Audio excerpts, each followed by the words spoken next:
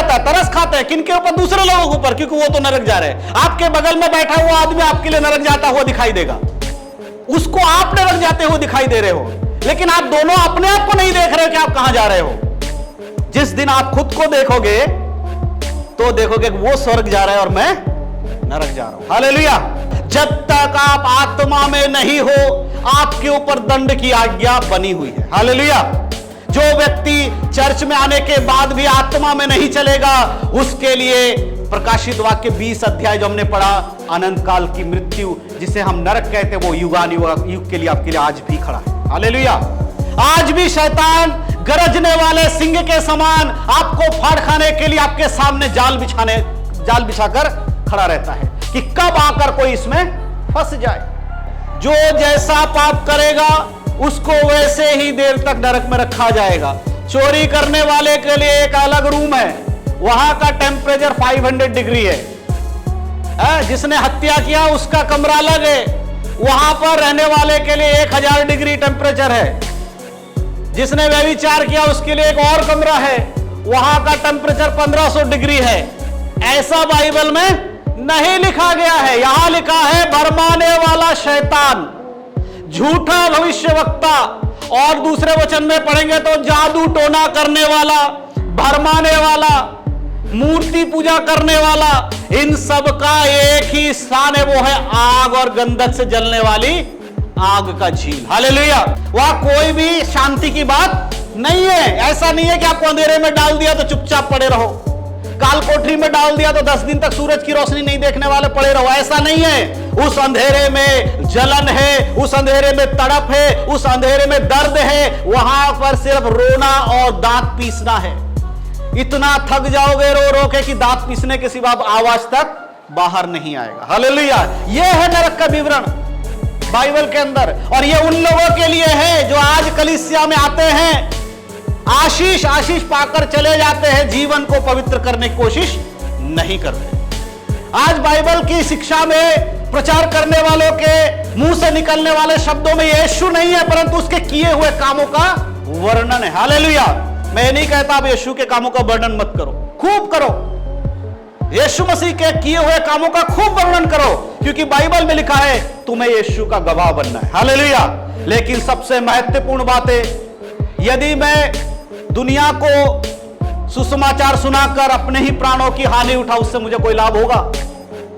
उसी प्रकार से अगर मैं सारी आशीष की बातें आपको बताकर अनंत काल के नरक में जाने से आपको नहीं बचा पाया, तो मेरा यहां खड़ा होना व्यर्थ है। हालेलुया।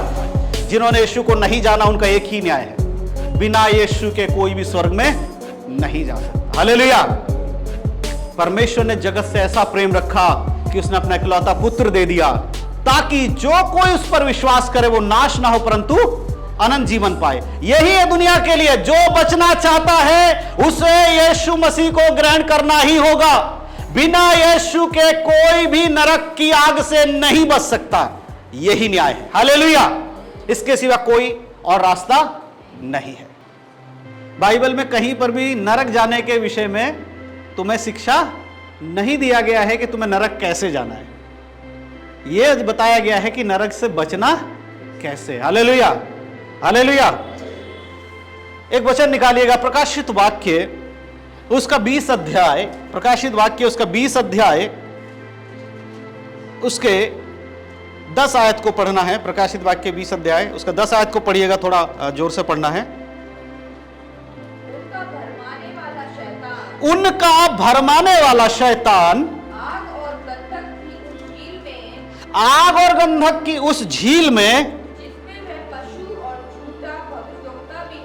झूठा भविष्यवक्ता भी होगा, डाल दिया जाएगा, और वे रात दिन युगायुग पीड़ा में तड़पते रहेंगे। वो क्या करते रहेंगे?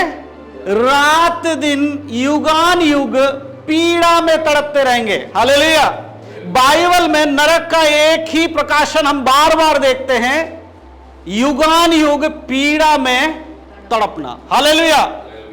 इससे बड़ा प्रकाशन हम बाइबल में नरक के बारे में नहीं देख रहे।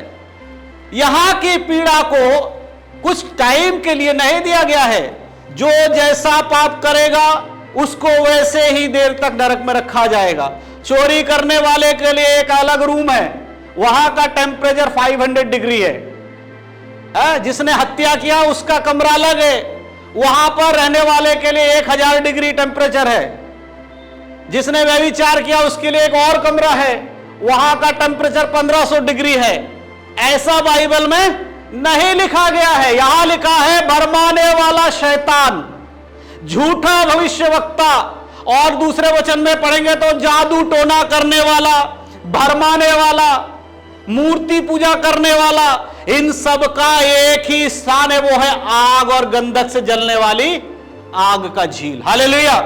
और उसकी पीड़ा कुछ देर के लिए नहीं है, युगान युग। कब तक है? युगान युग तक। हालेलुया। उसका कोई समाप्ति नहीं है। हालेलुया। हम जिस दुनिया में रहते हैं, यहां युग में हम दुनिया को डिवाइड कर देते हैं। आज जैसे पास्टर जी ने बताया, हाँ ये अनुग्रह का युग चल रहा है ना, बोला जाता कौन सा युग है? अनुग्रह का युग है। लेकिन नरक में कोई युग नहीं है कि 4 साल यहां रहना है, अच्छा काम करोगे तो 4 साल बाद तुम्हारी सजा खत्म करके तुम्हें निकाल कर स्वर्ग में डाल दिया जाएगा। ऐसा नरक के बारे में बाइबल नहीं बताती है। अब इस दुनिया का कानून क्या कहता है? अगर कोई बुरा काम करता है, कोई हत्या कर रहा है, अगर उसको सजा दे दिया गया, किसी को फांसी की सजा हुई, उसको 10 साल तक जेल में रखा जाएगा, उसके बाद उसे फांसी पर चढ़ाया जाएगा। इस तरह के सजा पाया हुआ व्यक्ति अगर जेल में जाता है, 10 साल तक अगर वो एक अच्छा जीवन जी रहा है, उसका स्वभाव में बदलाव हो गया है, वो मनुष्य सब कुछ अच्छा कर रहा है, तो गवर्नमेंट उसको फांसी की सजा से मुक्त कर देती है। हालेलुया। ऐसा हमारे देश का संविधान का कानून है। जो बुरे, ऐसा है, बुरे लोगों को जेल में भेजने के बाद अगर उसके जीवन में परिवर्तन आता है और वो पिटीशन डालता है माफीनामे के लिए, उसके स्वभाव को देखते हुए कितने साल वो जेल में रहा है, उसका चरित्र कैसा है, उसके अनुसार उसके सजा को भी कम किया जाता है। हालेलुया। लेकिन नरक के बारे में बाइबल जब बताती है, उसमें कोई कंप्रोमाइज नहीं किया गया, सबके लिए बराबर है। चोरी करने वाला भी नरक में जाकर उसी आग के कुंड में जलेगा, झूठ बोलने वाला भी नरक में जाकर उसी आग के कुंड में जलेगा, व्यभिचार करने वाला भी नरक में जाकर उसी आग के कुंड में जलेगा, जादू टोने करने वाला भी उसी नरक के कुंड में जाकर जलने वाला है। और वो पीड़ा 1-2 दिन का नहीं है, युगान युग तक उसका पीड़ा उसको भोगना पड़ेगा। एक वचन निकालिएगा मत्ती रचित सुसमाचार, उसका 22 अध्याय, शायद 22 में वचन है। हमने पढ़ा कैसे नरक में लोगों को डाला जाएगा। झूठे भविष्यवक्ता, आज जो बड़े बड़े भविष्यवक्ता आप देख रहे हो, जो बड़ी बड़ी भविष्यवाणियां कर रहे हैं, बाइबल कभी भी अन्य जातियों के भविष्यवक्ताओं के बारे में बात नहीं करती है। बाइबल कभी भी उसको नहीं कह रहा है कि उसने ये करा, उसने वो करा। बाइबल जब भी बात कर रहा है, उन लोगों के लिए बात कर रहा है जो इस बाइबल को जानते हैं। हालेलुया। जिन्होंने इस बाइबल को समझा है, जिन्होंने बाइबल को सुना है, अपने उद्धारकर्ता के रूप में यीशु मसीह को माना है, उन लोगों का न्याय बाइबल बता रही कैसा होगा। हालेलुया। मत्ती चैप्टर 22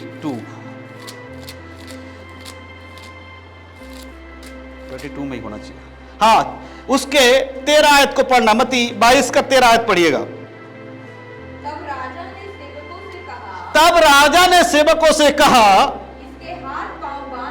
इसके हाथ पांव बांधकर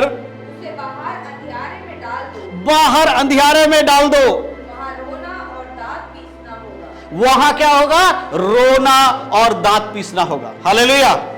वहां कोई भी शांति की बात नहीं है। ऐसा नहीं है कि आपको अंधेरे में डाल दिया तो चुपचाप पड़े रहो, काल कोठरी में डाल दिया तो 10 दिन तक सूरज की रोशनी नहीं देखने वाले पड़े रहो। ऐसा नहीं है। उस अंधेरे में जलन है, उस अंधेरे में तड़प है, उस अंधेरे में दर्द है। वहां पर सिर्फ रोना और दांत पीसना है। इतना थक जाओगे रो रो के कि दांत पीसने के सिवा आवाज तक बाहर नहीं आएगा। हालेलुया। यह है नरक का विवरण बाइबल के अंदर। और यह उन लोगों के लिए है जो आज कलीसिया में आते हैं, आशीष पाकर चले जाते हैं, जीवन को पवित्र करने की कोशिश नहीं करते।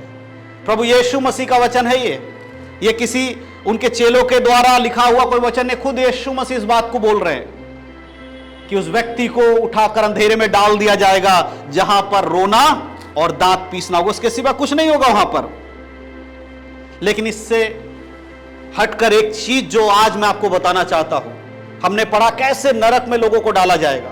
झूठे भविष्यवक्ता, आज जो बड़े बड़े भविष्यवक्ता आप देख रहे हो, जो बड़ी बड़ी भविष्यवाणियां कर रहे हैं, बाइबल कभी भी अन्य जातियों के भविष्यवक्ताओं के बारे में बात नहीं करती है।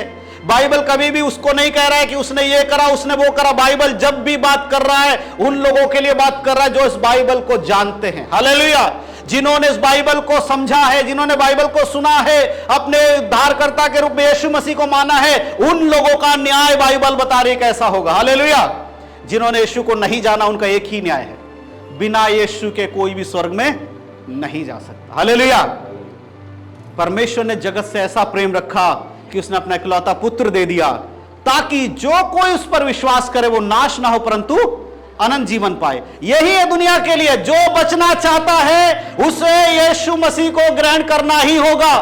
बिना यीशु के कोई भी नरक की आग से नहीं बच सकता। यही न्याय है। हालेलुया। इसके सिवा कोई और रास्ता नहीं है। स्वर्ग के नीचे, पृथ्वी के ऊपर कोई दूसरा नाम नहीं दिया गया है जिसके द्वारा मनुष्य का उद्धार हो सके। एक ही नाम दिया गया और वो नाम है यीशु। हालेलुया। दूसरा कुरिन्थियों उसका 2 अध्याय, किस प्रकार प्रभु का वचन हमारे लिए है, उसका 2 अध्याय निकालिए, उसके 1 आयत से पढ़िए। दूसरा कुरिन्थियों 2 अध्याय उसका 1 आयत के 2 अध्याय के 1 आयत से पढ़िए जरा। या माफ करिए, दूसरा कुरिन्थियों नहीं, पहला कुरिन्थियों 2 अध्याय के 1 से। जैसे हमने नरक का विषय में पढ़ा कि नरक क्या है, अब देखते हैं इससे छुटकारे का मार्ग हमारे लिए। हे भाइयों, जब मैं परमेश्वर का भेद सुनाता हुआ तुम्हारे पास आया, तो शब्दों या ज्ञान की उत्तमता के साथ नहीं आया। हाँ, शब्दों और ज्ञान की उत्तमता के साथ नहीं आया, क्योंकि मैंने ये ठान लिया था कि तुम्हारे बीच यीशु मसीह क्रूस पर चढ़ाए हुए मसीह को छोड़ और किसी बात को ना जानूं। यहां पर पौलुस कुरिन्थ की कलीसिया को पत्र लिखकर यह कहता है कि मैं अपने बुद्धि के अनुसार, अपने ज्ञान के अनुसार, या मैं एक ऐसे पद पे था जहां पर मैं बहुत ही ज्यादा शक्तिशाली व्यक्ति था, मेरे अधीन हजारों सैनिक काम करते थे, मैं जिसे चाहे मृत्यु का सजा दे सकता था, जिसे चाहे पकड़ के मार सकता था। उसके घमंड के कारण तुम्हारे पास नहीं आया हूं, परंतु मैं इसलिए आया हूं कि मैं तुम्हें यह बात अपने मन में ठान लिया कि मैं तुम्हें उसके बारे में बताऊंगा जिसे मानव जाति के पाप के लिए क्रूस की मृत्यु सहना पड़ा। हालेलुया। उस नरक से बचने के लिए क्रूस पे मृत्यु सहने वाले एक व्यक्ति के बारे में बताने के लिए मैंने ठान लिया। हालेलुया। जैसे हमने प्रकाशित वाक्य पढ़ा, अंत कहां होगा, जो पाप में जीवन जीते हैं, जिनका उद्धार नहीं, उनका अंत है अनंत काल का नरक।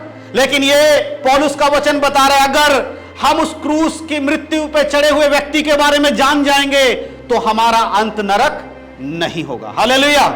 फिर हमारा अंत कहां होगा? हमारा अंत होगा ही नहीं। हम कहां होंगे? हम स्वर्ग में होंगे। और लिखा है वहां पर युगान युग हम परमेश्वर के साथ वास करेंगे। हालेलुया।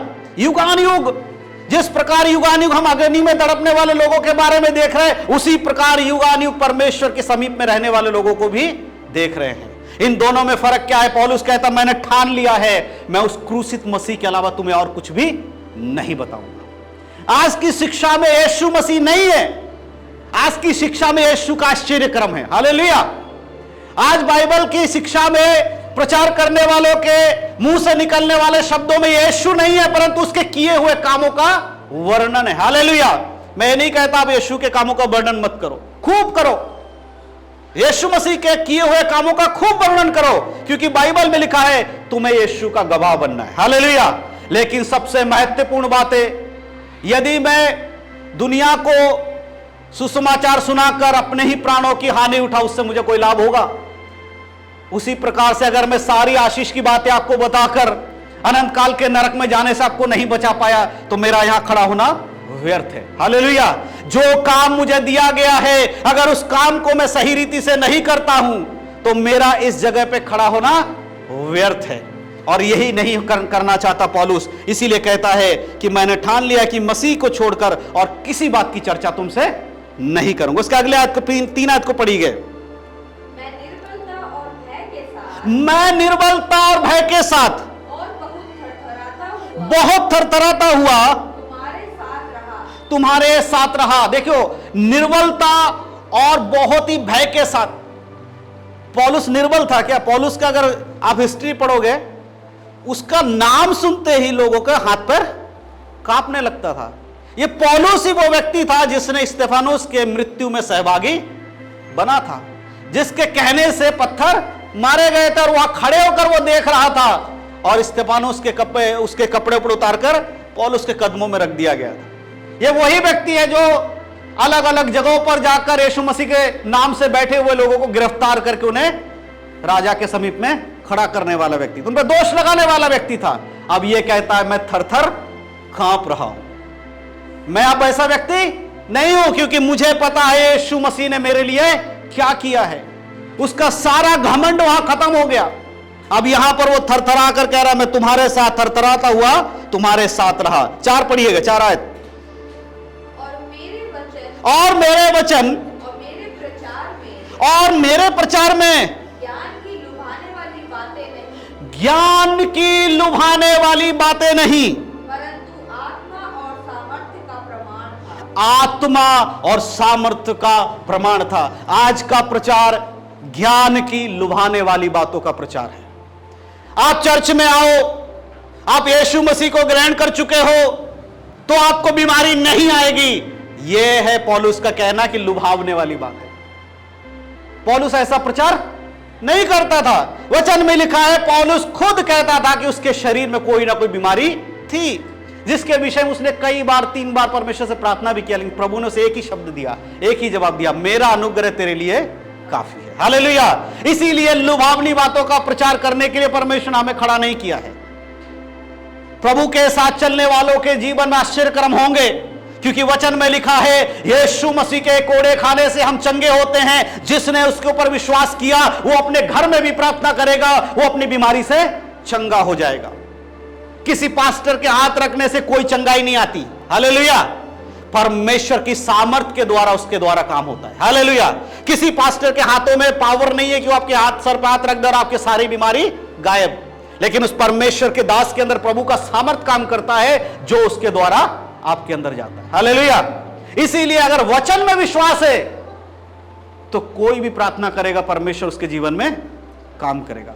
बिना विश्वास के परमेश्वर को प्रसन्न करना अनहोना है। हालेलुया।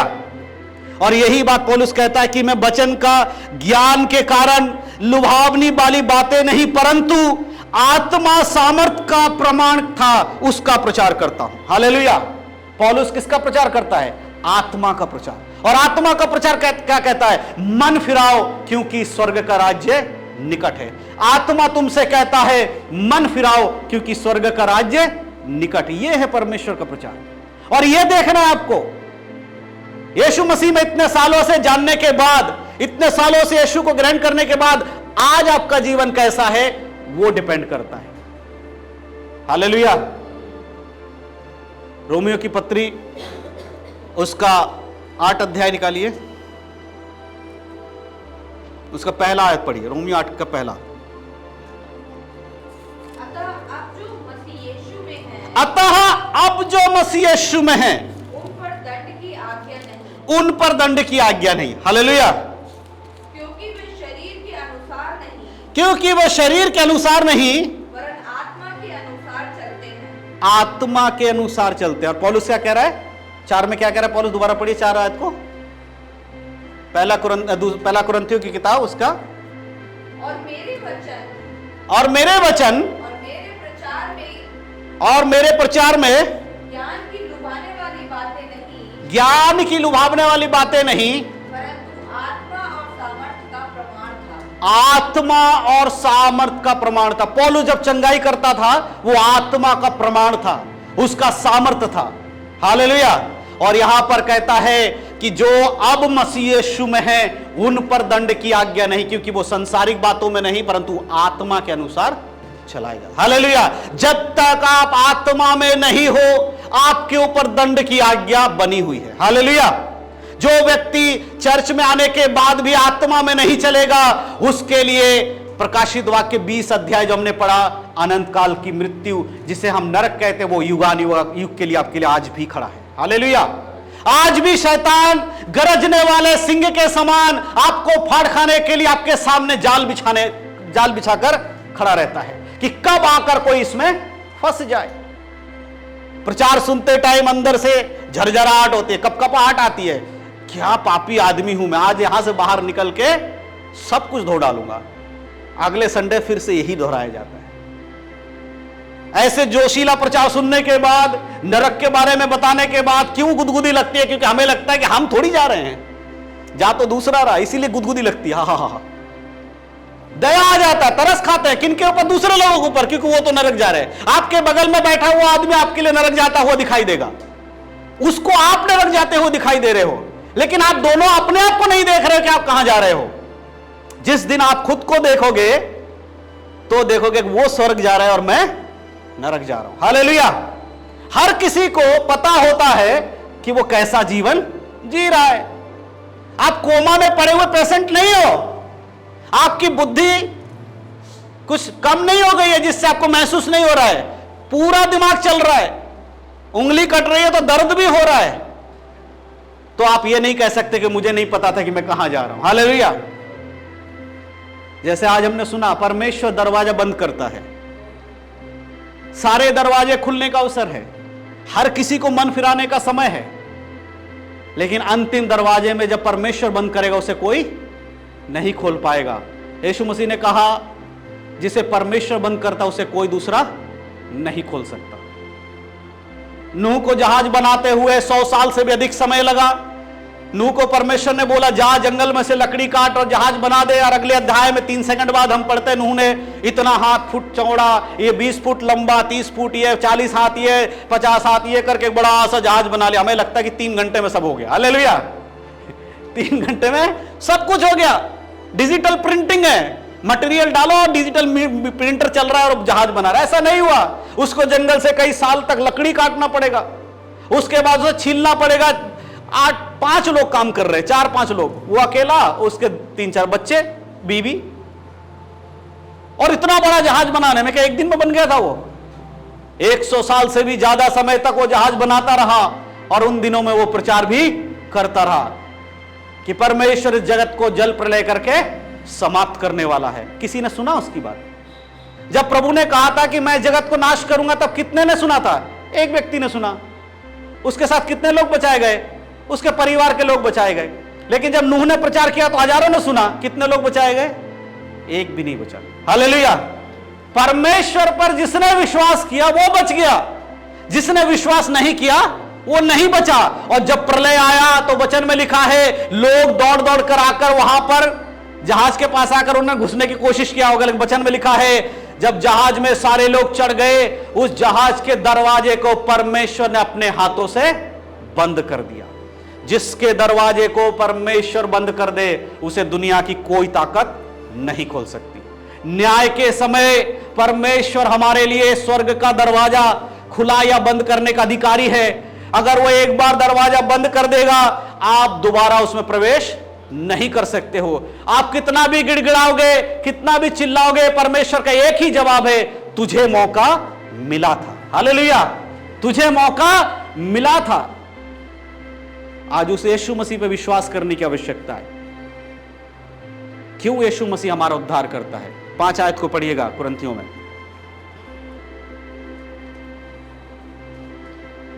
इसलिए कि तुम्हारा विश्वास मनुष्य के ज्ञान पर नहीं, परंतु परमेश्वर की सामर्थ पर निर्भर हो। परमेश्वर की सामर्थ पर निर्भर हो। जो काम मनुष्य नहीं कर सकता वो काम परमेश्वर कर सकता है, और परमेश्वर ने वो करके दिखाया। यशायाह की नबी की किताब उसका 53 अध्याय के 4 आयत में परमेश्वर का वचन कहता है, उसने हमारे लिए एक ऐसे व्यक्ति को चुना, ऐसे व्यक्ति को दे दिया जिसने हमारे दुखों को अपने ऊपर उठा लिया, जिसके कोड़े खाने से हम चंगे हो गए, जिसके क्रूस पे चढ़ने से हम उद्धार पाए हैं। उसके पीठ पर 39 कोड़े इसलिए मारे गए कि हमारे शरीर में जो बीमारियां हैं उससे हमें छुटकारा मिल सके। हालेलुया। यहां पर यीशु मसीह के बारे में यशायाह भविष्यवाणी करते हुए लिखता है कि जब उसने हमारे लिए दुख सहा तो भी हमने उसको परमेश्वर की ओर से दंडित समझा। हालेलुया।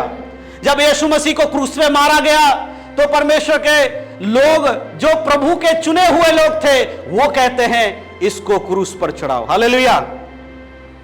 यहूदियों ने, अगर आप सही से बाइबल को पढ़ोगे तो आपको पता चलेगा यीशु मसीह को क्रूस पे चढ़ाने का जो जिम्मा था वो रोमी साम्राज्य के हाथ में था। उसके पास अधिकार था कि वो किसी को क्रूस पे चढ़ाए या ना चढ़ाए। और पिलातुस के बारे में बाइबल बताती है यीशु मसीह की सजा, पिलातुस ने उसको सजा मुक्त करने का ऑफर दिया था कि मैं इसमें कोई भी दोष नहीं पाता हूं। पिलातुस उसे क्रूस पे चढ़ाना नहीं चाहता था, लेकिन नीचे खड़े महायाजक और याजक लोगों ने चिल्ला चिल्ला कर कहा इसे क्रूस पर चढ़ाओ, इसे मृत्यु दंड दो। हालेलुया। जिस परमेश्वर ने अपने लोगों को बचाने के लिए मूसा को मिस्र देश में भेजा, वहां से निकाल कर लाए, वही लोग कहते हैं ये तो परमेश्वर का दंड पा रहा है, इससे हमारा कोई लेना देना नहीं है। और इस बात को यशायाह भविष्यवक्ता यहां पर कहता है कि उसको मारा कूटा गया और उसे परमेश्वर का मारा कूटा हुआ दुर्दशा में पड़ा हुआ समझा गया। यीशु मसीह ने जो दर्द सहा उसके पापों का दंड नहीं था, वो हमारा था। आगे यशायाह कह रहा है उसने हमारे ही पापों को अपने ऊपर उठा लिया। आज जो यीशु मसीह पर विश्वास करेगा वो अनंत काल के नरक से बच जाएगा। सुसमाचार क्या है? सुसमाचार यही है। सुसमाचार यीशु मसीह के पूरे चंगाई करने का, ये सारे चीजों का एक एक विवरण नहीं है। 3 शब्दों में सुसमाचार है। यीशु मसीह हमारे पापों के लिए मारा गया, गाड़ा गया और तीसरे दिन मुर्दों में से जी उठा और फिर वो आएगा हमें लेने के लिए। यही सुसमाचार है। हालेलुया।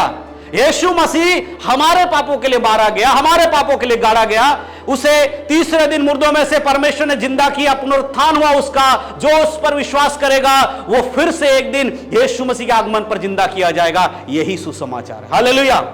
जो इस पर विश्वास करेगा उसे अनंत काल की मृत्यु सहना नहीं पड़ेगा।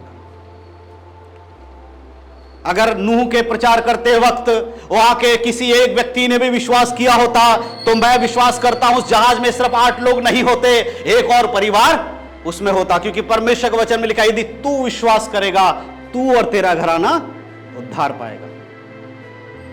हालेलुया। विश्वास बहुत जरूरी है। क्यों आप प्रभु में नहीं चल पाते हो? क्योंकि आप जो काम कर रहे हो उस काम को आप सोचते हो, आपको जानते हो, सब कुछ जानते हो कि बुरा है, लेकिन चर्च से निकलने के बाद उसी काम को करने में आपको कोई दिक्कत नहीं होता। उसका सबसे बड़ा कारण है आप आत्मा के अनुसार चलाए हुए नहीं चलते। एक ही कारण है और कोई कारण नहीं है। बिना आत्मा के चलने वाला व्यक्ति पाप से परे नहीं रह सकता। हालेलुया। अंदर से सिर्फ विश्वास भरकर गुदगुदी करने के लिए नहीं है, उसको प्रकट करना होगा। विश्वास दिखाई देना चाहिए। नरक से बचना है, एक ही मार्ग है, वो है प्रभु यीशु मसीह, और कोई दूसरा मार्ग आपके लिए नहीं है। पाप करोगे नरक जाओगे, दैट्स ऑल। इसके अलावा कुछ नहीं कहा जाएगा।